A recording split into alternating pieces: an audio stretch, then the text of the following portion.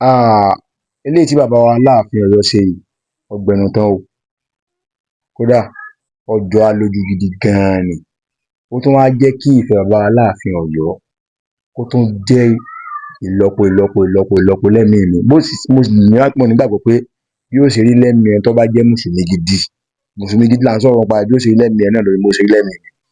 Ìdí ni pé ẹnu àbùkù tí ń kan àwùjọ mùsùlùmí nílẹ̀ Yorùbá ó ti pọ̀ jù lórí ọ̀rọ̀ ẹ̀sìn, pàápàá jùlọ lórí ọ̀rọ̀ pé à ń yan ìmáàmù. Àkọ́kọ́ ni pé lákọ̀ọ́kọ́ kí n tó máa lọ, mo kí bàbá wa Aláàfin Ọ̀yọ́ Ọba Abímbọ́lá Akeem Ọwọ́adé Ẹlẹ́wùẹ̀tù.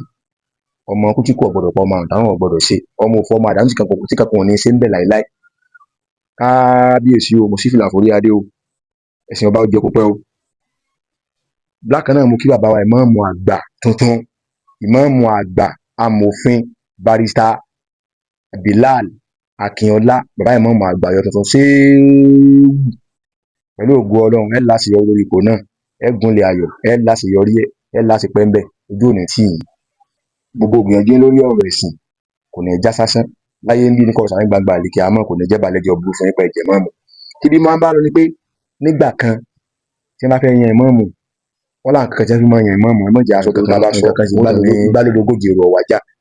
Ṣùgbọ́n ní ìsìn àwọn ọ̀nà tí wọ́n gbà yan ìmáàmù gbà kan yẹn kò fún ẹ̀sìn ní okun. Wọ́n jẹ́ káwọn kan máa fojú ilẹ̀ pẹ̀pẹ̀ wo mùsùlùmí. Ṣùgbọ́n ní ìsìn tẹ́ bá wo àwọn ìmáàmù tí ẹ̀yin ní ìsìn, ẹ̀yin ọba wa ojú ò ní tì yín o, ẹ̀yin ọba wa ojú ò ní tì yín o. Pàápàá jùlọ bàbá Aláàfin Ọ̀yọ́ ẹ̀ ní rágó, bàbá mi Ọba Olúwo tilẹ̀ ojú ò ní tì yín. Bàbá Ṣọ̀ún ti ní Ògbómọ̀ṣọ́ tàná tí wọ́n gbéṣẹ́, bàbá wa Ọba Ajagungbadé tàná, kọ́lọ́run ọba kó bá gba àbọ̀ wọn. Ṣọ̀ún tòní náà ojú ò ní tì yín. Ibi mo kí ọ̀rọ̀ Ọlọ́run tẹ́ bá lọ wo ìmáàmù tó jẹ nílùú Ìwó, PhD holder ni. Ìmáàmù tó jẹ nílùú Ògbómọ̀ṣọ́, PhD holder. Ìmáàmù tó jẹ lọ́yọ̀ ní ìsìn báyìí tó bàbá wa Aláàfin Ọ̀yọ́ fi jẹ báyìí ní ìsìn barrister ni, lọ́yà, amòfin ni.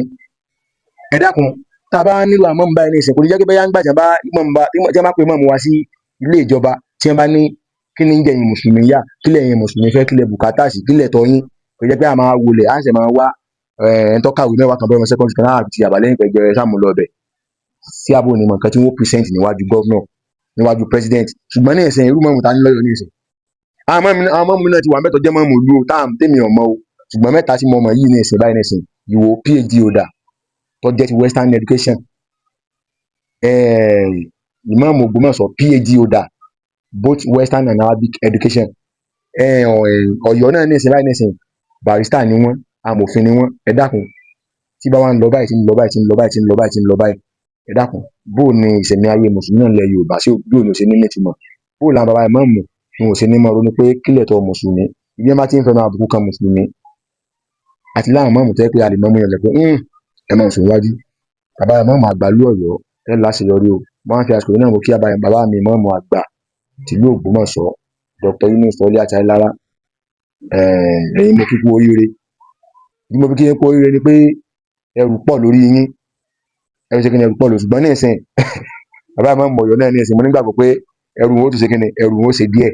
Wọ́n fà àsìkò gbọ́ ẹ̀yin tí ẹ̀yin náà lérò pé bóyá ẹ̀yin náà dùn lọ́nà kan àbí kejì, àbẹ́yìn náà ẹ lọ́ bí ẹ lọ́kòkò, ẹbí ayé ọjà mẹ́rin lọ́wọ́ tí ọjà mẹ́rin lọ́wọ́. Ẹ gbà pé kádàrá Ọlọ́run ni pé bàbá wa Imam Bilal Akínọlá lọ́lọ́run pé ọkàn. Ẹ̀yin náà tẹ́yin náà gbìyànjú ọ̀bọ̀ sí lọ́wọ́, ẹ gbà kádàrá Ọlọ́run ni o. Ẹ bá ní fọwọ́sowọ́pọ̀ pẹ̀lú bàbá ìmáàmù tuntun sẹ́sẹ́ èèyàn àti bàbá Aláàfin Ọ̀yọ́.